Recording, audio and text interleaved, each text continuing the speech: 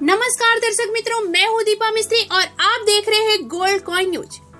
सस्ते दामों में सोने के बिस्किट और 3 गुना नकली चैनल नोट देने का लालच देकर खुद को पुलिस बताकर ठगी करने वाले अंतर्राज्यीय गिरोह के 9 आरोपियों को कुल 41,45,000 और 1.12 करोड़ से अधिक की चिल्ड्रन बैंक की नकली नोटों के साथ गिरफ्तार किया गया।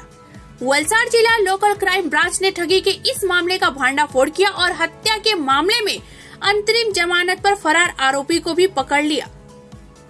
4 फरवरी 2025 को डुंगरी पुलिस स्टेशन क्षेत्र के अंतर्गत रोला स्थित होटल एम्पायर के पार्किंग क्षेत्र में 9 अज्ञात व्यक्तियों ने शिकायतकर्ता को 100 ग्राम की 2 सोने की बिस्किट मात्र 12 लाख रुपए में देने का लालच दिया। आरोपियों ने योजनाबद्ध तरीके से शिकायतकर्ता को डुंगरी हाईवे स्थित दीप्ति बेन के उपाड़ियों की दुकान के पास बुलाया। इसके बाद उसे सफेद रंग की बिना नंबर वाली वेन्यू कार में बैठाकर सोनवाड़ा स्थित एम्पायर होटल के पार्किंग में ले गए।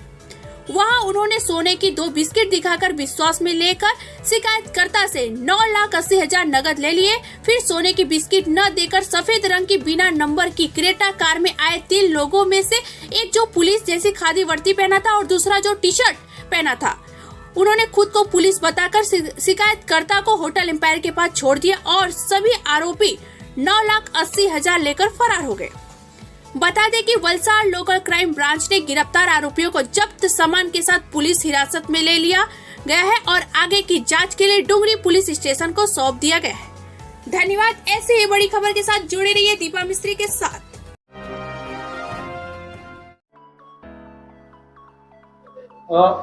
એક ગેંગ પકડી છે તેના વિશે જણાવો।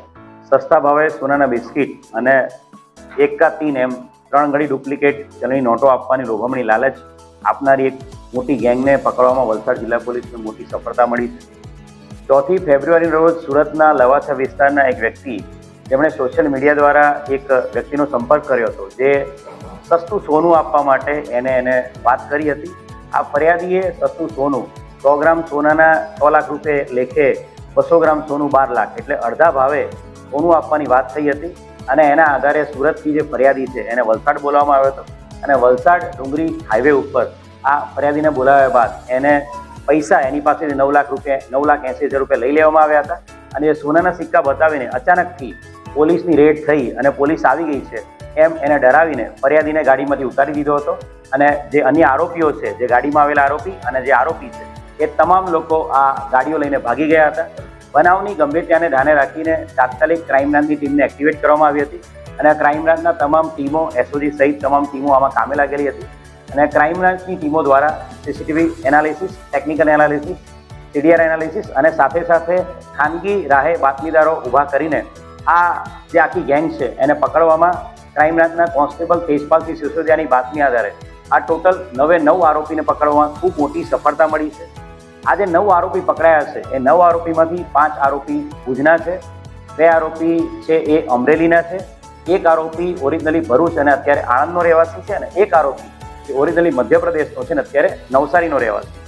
જે આરોપીઓ પકડાયા છે એમાં નઝીર ઉર્ફે ભજીયાવાલા મલિક એ 65 વર્ષનો આરોપી આ માસ્ટર માઇન્ડ છે જેણે આખા 9 લોકોને ભેગા કર્યા છે।